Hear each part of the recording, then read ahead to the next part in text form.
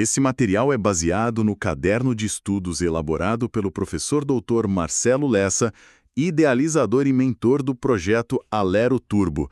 Hoje a gente vai fazer uma análise profunda do caderno LEG 05. O tema, um que costuma dar um nó na cabeça de muito candidato, o Código de Ética e Decoro Parlamentar. Mas a nossa missão aqui é um pouco diferente. A gente não vai só listar regras.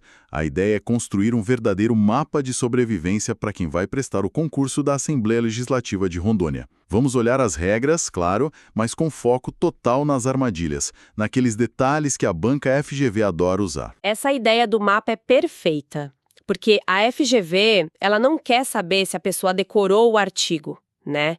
Ela vai criar um cenário, uma situação-problema e vai testar se o candidato sabe qual caminho tomar. Ela testa o raciocínio.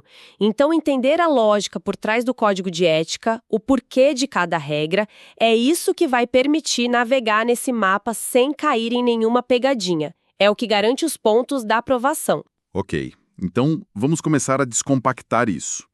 Todo mapa que se preze precisa de uma bússola, um norte, certo? No caso do Código de Ética, o professor Lessa destaca que essa bússola são os princípios. São eles que orientam todo o resto. Quais seriam, assim, os pontos cardeais dessa bússola da ética? Olha, são 4 pontos essenciais. O primeiro, que é quase um pré-requisito, é a defesa da Constituição e das leis. O segundo é o respeito à dignidade do próprio poder legislativo, ou seja, não agir de um jeito que manche a imagem da instituição, sabe? E, por fim, 2 que são, assim, a base de toda a administração pública. O dever de assiduidade, de pontualidade e aquele tripé da integridade, que é probidade, lealdade e transparência. E por que é tão importante começar por aí? Por esses conceitos que às vezes parecem meio abstratos. A FGV não vai perguntar na prova o que é probidade, vai? Dificilmente, não de forma direta. O fascinante e o motivo pelo qual o professor Lessa começa por eles é que esses princípios funcionam como uma rede de segurança para o examinador. A FGV pode, por exemplo, criar uma situação que não se encaixa perfeitamente em nenhuma proibição escrita, mas que claramente fere o princípio da lealdade. Ah, entendi. Tipo, um deputado que vaza uma informação sigilosa para beneficiar um amigo. Pode não ter um artigo específico dizendo é proibido vazar informação, mas a conduta atenta contra a lealdade à instituição. Entender os princípios ajuda a resolver questões mais complexas, que vão além do decoreba. Faz todo sentido. Os princípios são a lógica do mapa. E essa lógica aparece de forma bem prática naquilo que um parlamentar não pode fazer. O material do professor Lessa, aliás, é genial nisso, porque ele separa as proibições em 2 momentos que a FGV adora confundir. O que é proibido desde a diplomação e o que é proibido a partir da posse. Qual é a diferença crucial entre esses 2 marcos? A diferença é toda jurídica, é o status da pessoa. A diplomação, que é feita pela Justiça Eleitoral, habilita o eleito a tomar posse. A partir daquele momento, mesmo sem exercer o mandato, ele já tem um vínculo que atrai certas restrições. É para evitar que ele use essa futura posição para benefício próprio. Entendeu? Já a posse é quando ele assume o cargo de fato. Aí ele passa a ter as prerrogativas e, com elas, um conjunto de incompatibilidades ainda maior. Vamos detalhar o primeiro momento, então.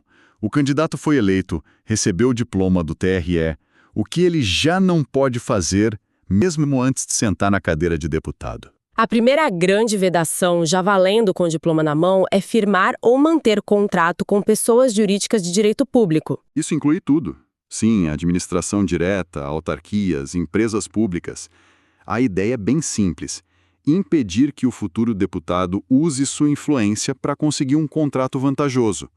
Imagina só, um deputado eleito cuja construtora, no dia seguinte à diplomação, ganha uma licitação meio suspeita. É exatamente isso que a regra quer evitar. Mas o material aponta uma exceção, e essa exceção tem muita cara de questão de prova. A regra não é absoluta, né? Exatamente. E é aí que mora o perigo da FGV. A proibição não vale para os contratos de adesão, aqueles com cláusulas iguais para todo mundo. Como uma conta de luz. Isso. O exemplo clássico: conta de luz, de água, telefone. O deputado, como qualquer cidadão, precisa desses serviços. Como o contrato é padronizado, sem margem para negociação ou favoritismo, a lei permite. A pegadinha seria a banca dizer que qualquer contrato é proibido. Falso. Certo. E a segunda grande proibição, que já vale com o diploma. É aceitar ou exercer cargo, função ou emprego remunerado de confiança na administração pública. A lógica é preservar a independência do futuro mandato. Mas, de novo, tem uma exceção que é figurinha carimbada em concurso, o cargo de secretário de Estado ou de município. Esse é visto como um cargo político, não só administrativo, e a Constituição permite que o parlamentar se licencie para assumir. Ok, esse é o mapa desde a diplomação. Agora, o deputado tomou posse, está no exercício pleno do mandato. Que novas áreas proibidas surgem no mapa dele? A partir da posse, as restrições ficam mais sérias para evitar o conflito de interesses. Por exemplo, ele não pode ser proprietário ou diretor de uma empresa que tenha qualquer tipo de benefício em contrato com o poder público. Patrocinar uma causa como advogado contra aquelas mesmas entidades com as quais ele não pode contratar. E, por fim, uma regra básica do sistema, né? Ser titular de mais de um cargo ou mandato eletivo ao mesmo tempo. Então, o ponto crucial aqui é ficar muito de olho no enunciado. Se a FGV falar desde a posse é vedado firmar contrato, a questão já está errada, porque essa vedação vem lá da diplomação. É um jogo de palavras. Precisamente. É um jogo de palavras com consequências jurídicas enormes. A questão 03 do material de apoio, aliás, explora exatamente isso, reforçando que a proibição de contratos começa com o diploma. Trocar esses marcos temporais é o erro mais comum e provavelmente o mais cobrado. Agora, vamos entrar na zona mais perigosa do nosso mapa: os atos que configuram quebra de decoro parlamentar. São as condutas que podem levar à penalidade máxima, a cassação. Quais são as principais minas terrestres que o material do professor Lessa destaca? A primeira é o abuso das prerrogativas. Prerrogativas como imunidade parlamentar, elas existem para proteger o exercício do mandato, a liberdade de expressão política. Certo. Abusar delas é usar esse escudo para fins ilícitos. Pensa num deputado que usa a imunidade por suas palavras para caluniar um desafeto pessoal, algo que não tem nada a ver com um debate político. Isso é um claro desvio de finalidade. E a segunda, que talvez seja a mais conhecida do público, é a tal da percepção de vantagens indevidas. É a corrupção, mas com o nome técnico do Código de Ética. É receber dinheiro, um cargo para um parente, qualquer benefício em troca da sua atuação parlamentar. É a situação da questão 01 do material, a do deputado flagrado recebendo dinheiro. A banca não vai usar a palavra corrupção na alternativa correta, e sim a expressão exata do código: percepção de vantagens indevidas. Conhecer o termo técnico é fundamental. Além dessas, o que mais configura uma infração grave? A prática de irregularidades graves no desempenho do mandato. É um conceito mais aberto, mas que abrange, por exemplo, a rachadinha ou o desvio de verbas de gabinete. E também, claro, a fraude ao processo eleitoral que ataca a própria raiz da legitimidade do mandato. Uma coisa que me parece um pouco confusa, assim, é que, ao ouvir sobre essas infrações, a impressão é que qualquer deslize já leva direto para a cassação. Mas não é bem assim, né? Existe uma escala de consequências. Correto. E entender essa progressão é outro ponto-chave para a prova. O sistema foi pensado para ser proporcional. Nem todo erro significa o fim do mandato, o apocalipse. Existe uma escada de penalidades, que vai de uma simples advertência até a punição máxima. Então vamos subir essa escada. Qual é o primeiro degrau, a sanção mais leve? É a censura verbal. Imagina uma discussão que esquenta durante uma sessão e um deputado começa a perturbar a ordem. O presidente da Assembleia, para manter o controle, pode aplicar a censura verbal ali, na hora. É imediato. Imediato. É um poder de polícia da sessão, uma sanção com objetivo disciplinar. Subindo um degrau, o que a gente encontra? A censura escrita. Aqui o processo já é mais formal, tá? Ela é aplicada em casos de reincidência em faltas leves ou quando a ofensa é mais grave. E a competência muda. Quem aplica é a mesa diretora, mas não de forma imediata. Precisa de um parecer do Conselho de Ética antes, já é um mini processo. O próximo nível já começa a ficar bem mais sério. Sim, aí temos a suspensão de prerrogativas. O deputado pode ser afastado temporariamente de suas funções, por exemplo, e a decisão sobe de instância, sai da mesa diretora e vai para o plenário da Casa.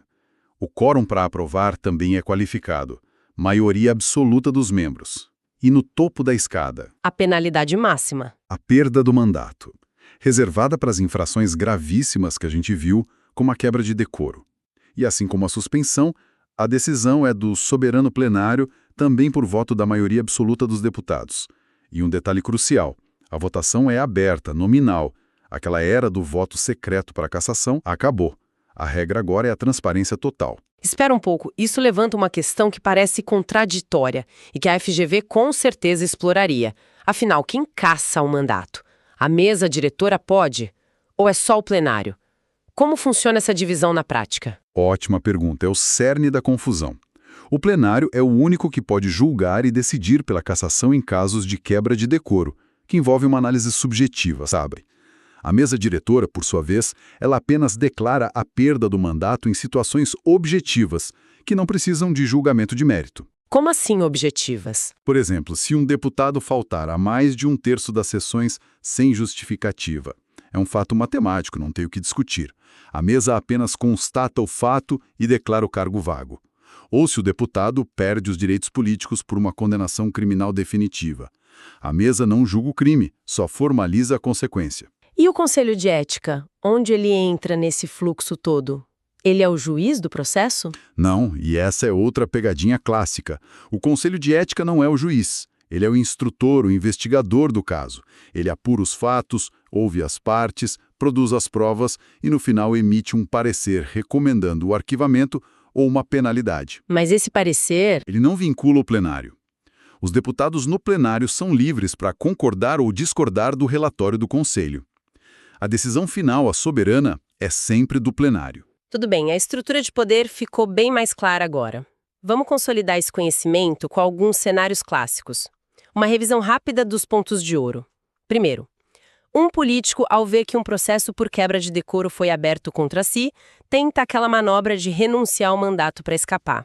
Isso funciona? De forma alguma. Essa saída de emergência foi fechada pelo Supremo Tribunal Federal.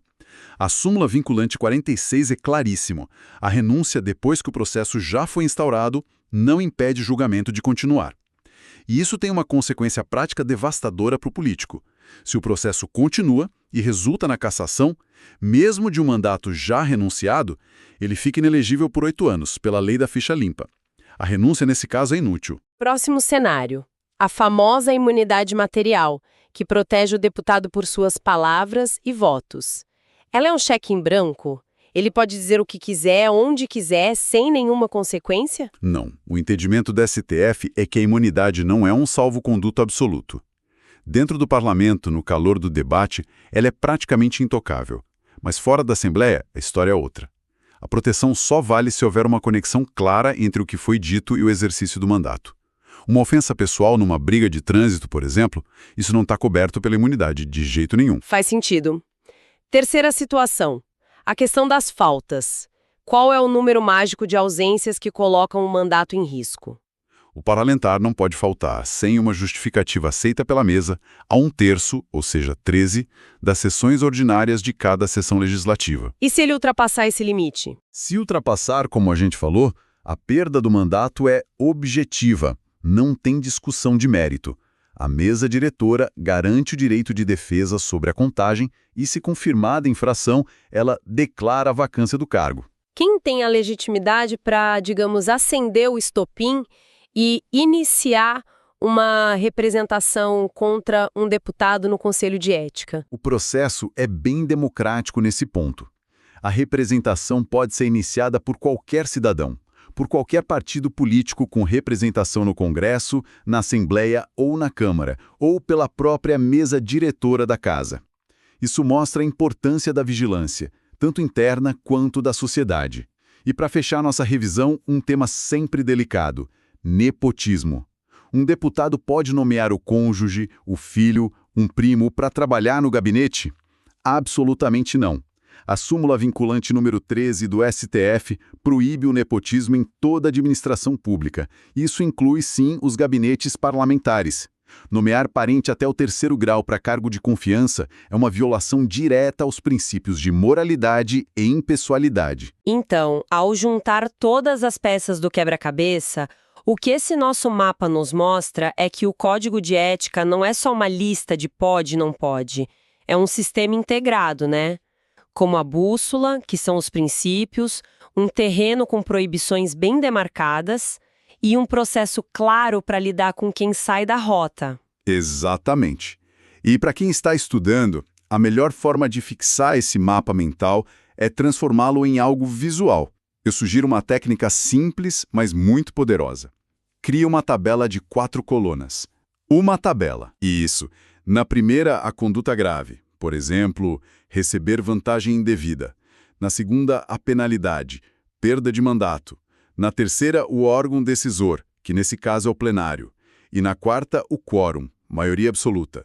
Fazer isso para as principais infrações cria um resumo de ouro. Isso blinda o candidato contra 90% das pegadinhas do FGV sobre competências e procedimentos. Uma dica fantástica. Para encerrar nossa análise, o professor Lessa traz uma mensagem baseada em Provérbios 10.9.